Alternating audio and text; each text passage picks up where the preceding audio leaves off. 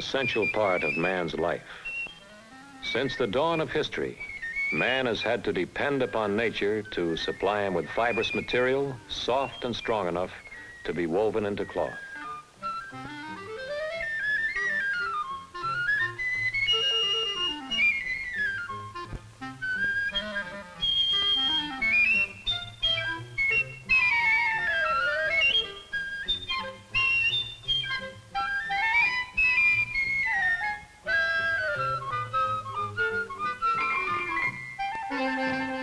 Today, the technical and scientific advances of our age have opened new frontiers. They're marvels all around us. The mysterious vapor flow of the jet stream, in the massive power of atomic energy, in the superhuman control of communications. Where we look, scientific man is on the march. Nowhere is the impact of these achievements more vital than in the realm of fibers. Through chemistry, man has at last freed himself from his dependence upon nature.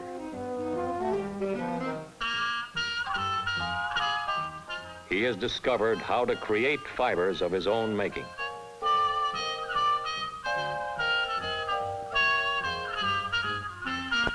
New fibers given new names, like acrylan and nylon. These fibers are weaving new patterns in the fabric of our times.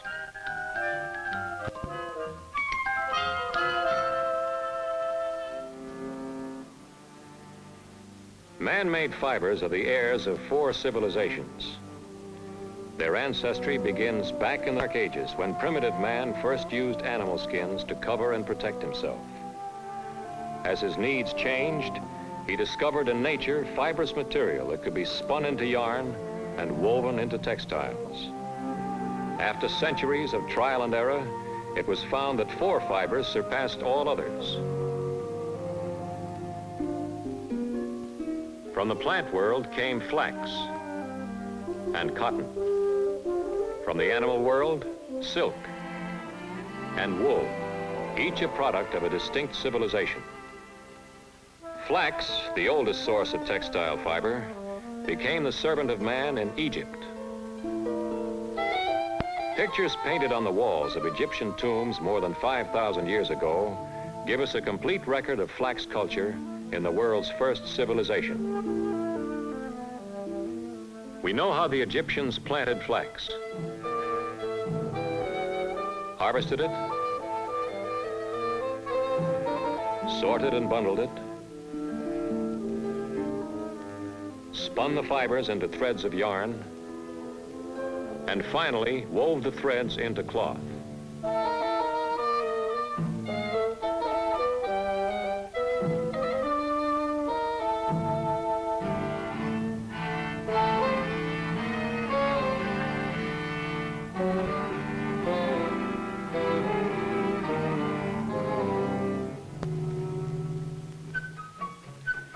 Silk also appeared in a remote civilization, China of 3,000 years ago. An ancient Chinese legend says Shi Ling Shi, the lovely empress, was worried about a blight. Tiny worms were devouring the leaves, then creeping from leaf to stem to spin pale cocoons.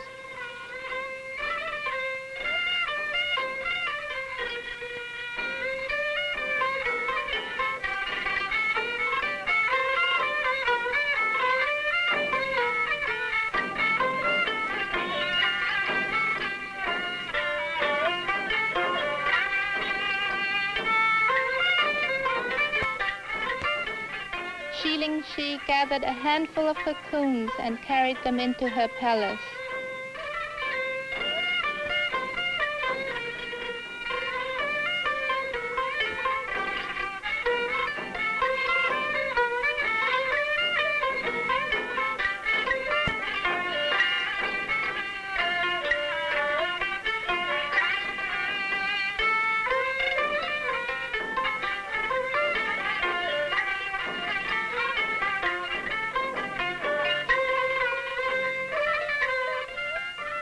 by accident, she dropped one into her silver basin, which had just been filled with hot water.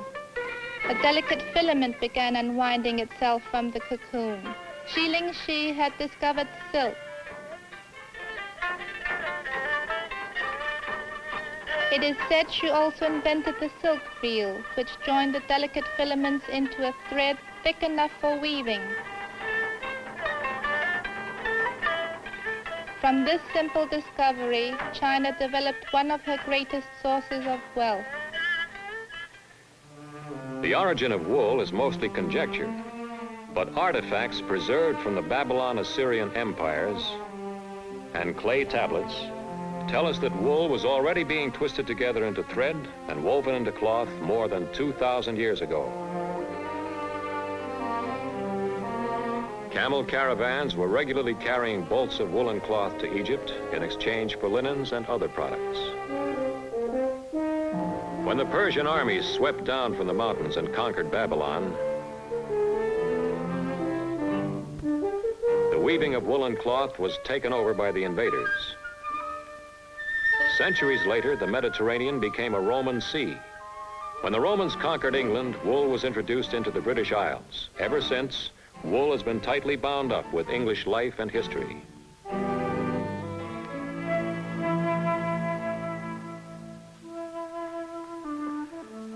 Cotton may be as old as flax or silk. Its origin is said to be ancient India.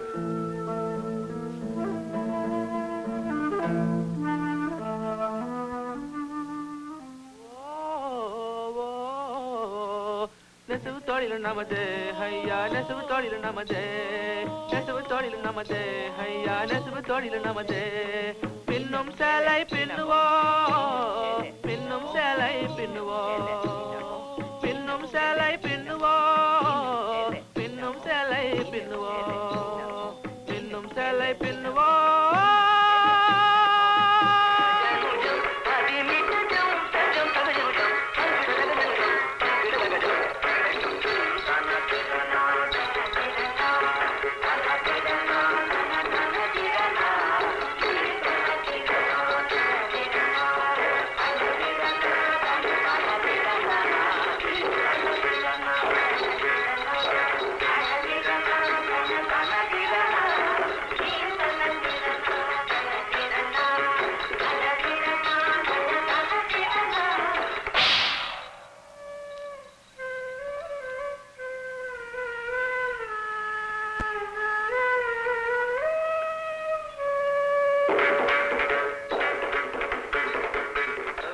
At first, this fiber gave no indication of the great changes it would bring to mankind. But by the 18th century, cotton had become one of the world's most important staples. It could be readily bleached, dyed, and block printed in a wide variety of colors and designs. During this period, new inventions were developed. The first was a weaving device called the flying shuttle. Conceived by an Englishman, John Kay, the unique feature of the flying shuttle was that it could be worked with one hand instead of two. It went flying backward and forward between the sides of a loom and reduced by half the time taken to weave a piece of cloth. This made it possible for each weaver to double his output. It now became urgent to find a method of faster spinning.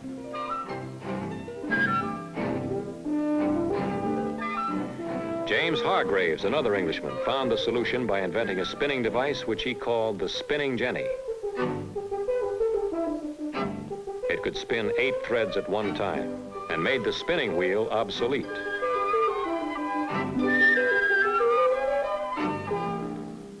The next advance was made by Richard Arkwright in the realm of power. His machine replaced the slow treadle of human spinners.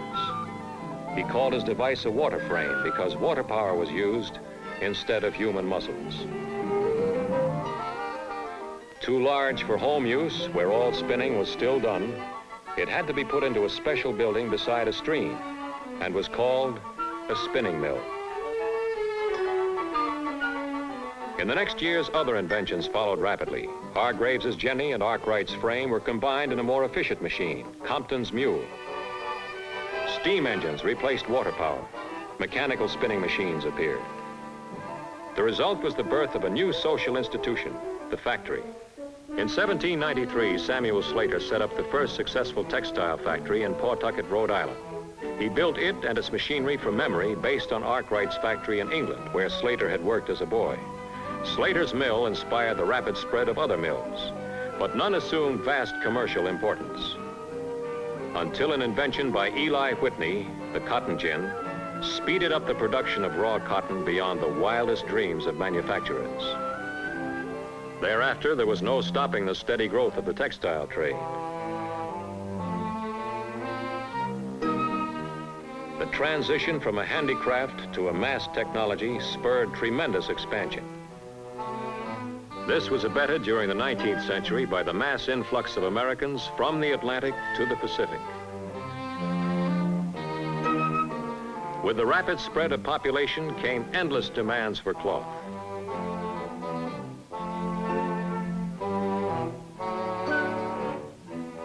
New kinds of stores sprang up to supply the nation with ready-to-wear clothing.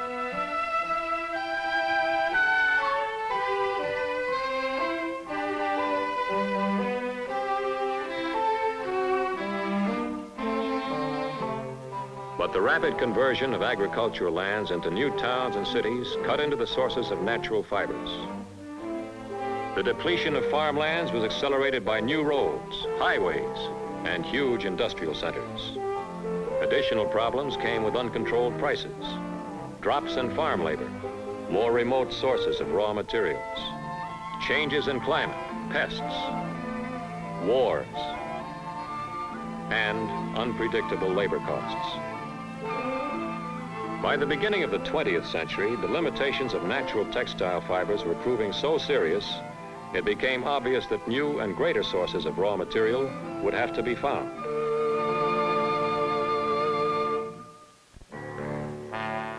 Industry called upon modern science to provide an answer. The chemist and the engineer took up the challenge.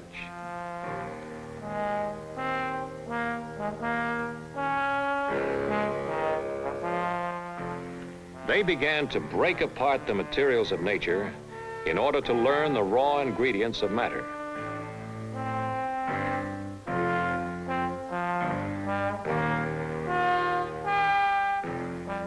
They proceeded to the physics of fibers.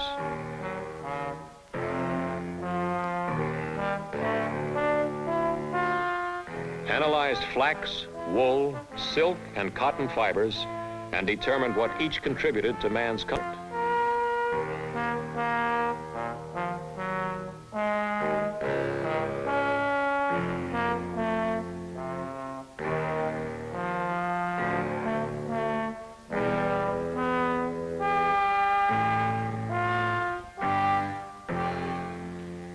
With the knowledge gained of fibers' physical properties, they began to experiment with the Earth's natural resources. Air, water, natural gas, and petroleum. They tore them apart and put them together again, and finally found what they were looking for, new combinations of chemicals to create new compounds, which could be made into tough, supple structures required of a textile fiber. The result was a brand new technology to do what nature had done. Out of this came the creation of organic fiber-forming substances which could meet the most exacting requirements, be produced in limitless supply, and forever free the textile from the whims of nature.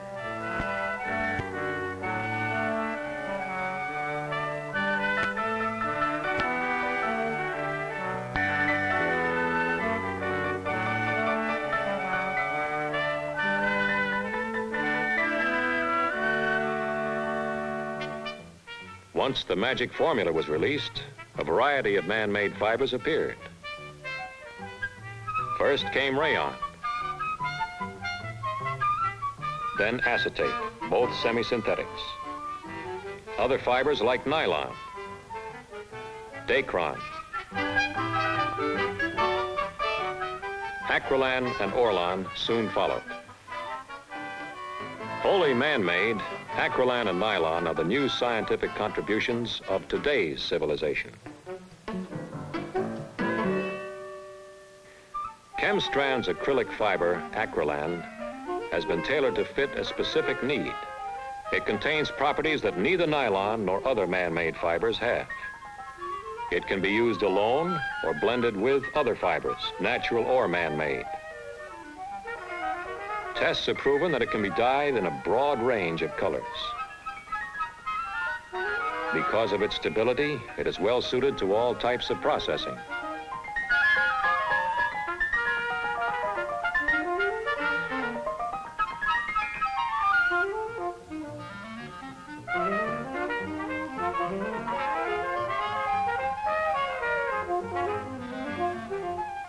Highly adaptable, it meets the severest challenge of high-speed or intricate textile machinery.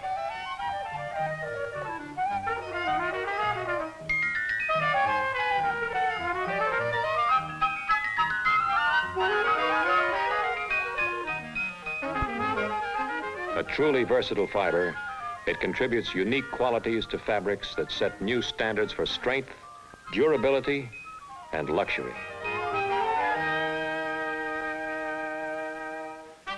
The making of acrylic fiber begins with raw material shipped in from great chemical plants in Texas City. At the manufacturing plant, the chemicals are unloaded.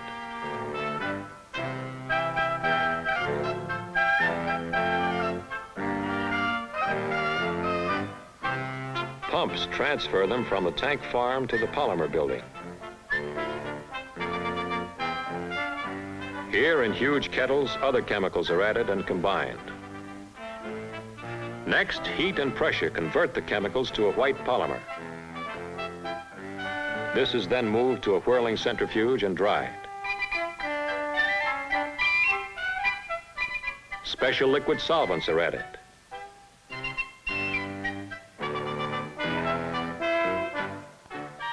From here, it is pumped to the spinning machines.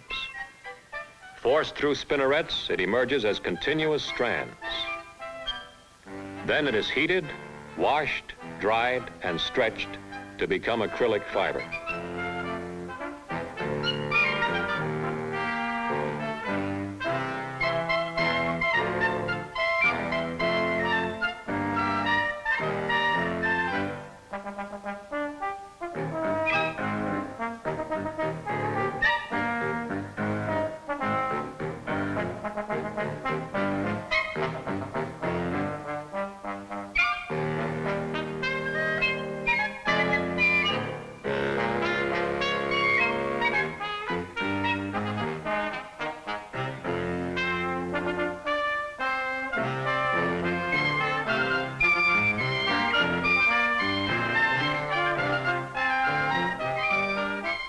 Another step is crimping, after which acrylan is cut and baled for shipment to the textile trade.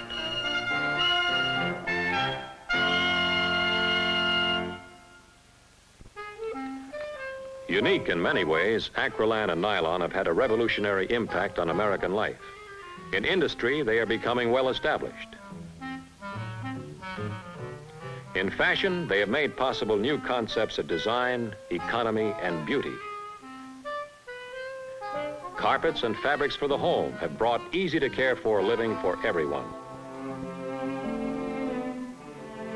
Tomorrow's homes offer new challenges for chemical fibers.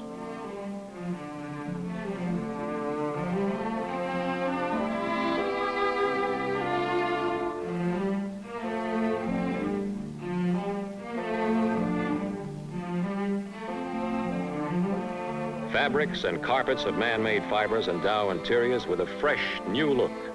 Individual taste can express itself through a wide range of color, design, and texture, from the boldest contrasts to the most subtle delicacies.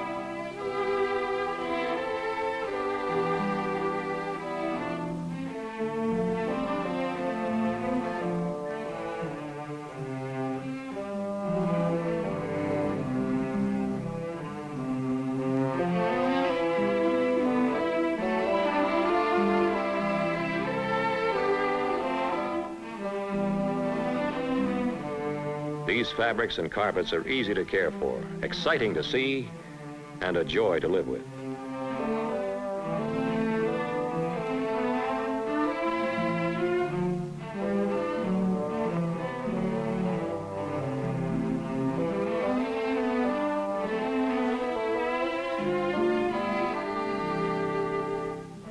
Just as vital are the contributions of these fibers to industry. From an empty space to a huge inflated warehouse in 1 hour, a feat wrought by the magic of nylon and compressed air. No less important are their daily uses. Because nylon tire cord is stronger, more durable, and cooler running, these tires stay safe longer, taking the risk and worry out of driving. Protection of another kind are Acrylan service uniforms. Unaffected by sunlight, bad weather, and acids, they combine on-the-job ease with ruggedness and good looks.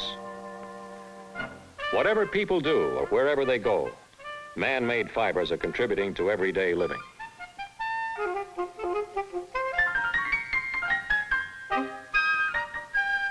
Sportsmen really enjoy winter adventure with Acrylan-filled quilted underwear and nylon fleece hunting jackets.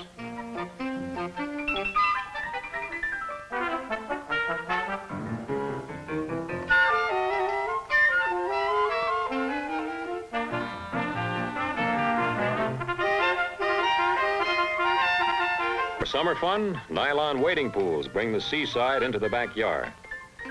Thanks to man-made fibers, no worry about water shrinking your swimsuits. They keep their colors. No long, chilly wait for them to dry. Mother, in her chic yet practical at-home outfit, can go about her work with less stress and strain.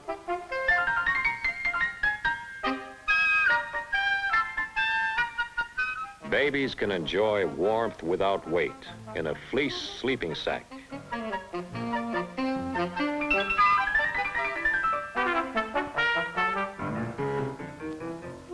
Mother knows, too, her nylon sheets and Acrylan blankets will come out of the wash as soft and fresh without losing their color. She can send the children off to school knowing their clothes will take the rough treatment of hard play. Dip and rinse, and they will be ready for use again.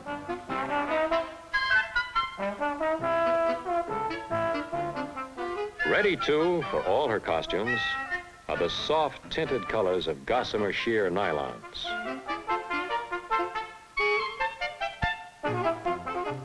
Luxurious at-home, minded. Tricot gown and peignoir sets, packable as a handkerchief, weightless as a cloud, and keep their daintiness.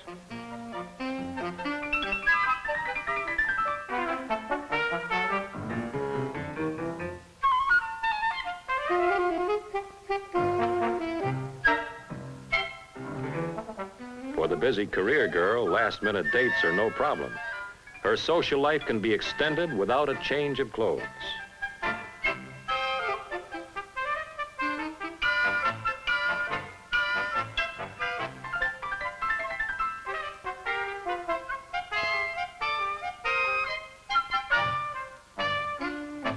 But whether at the desk or on the golf course, good performance improves with the casual style.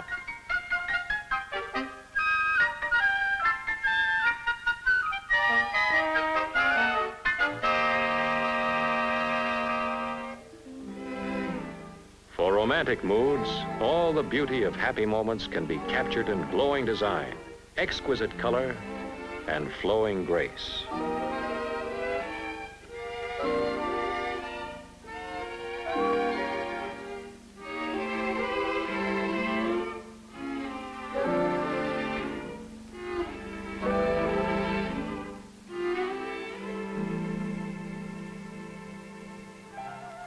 Fibers have come a long way from their prehistoric simplicity to a vast complexity of men and machines. Today, hundreds of manufacturers' plants throughout the nation are producing fabrics from these fibers.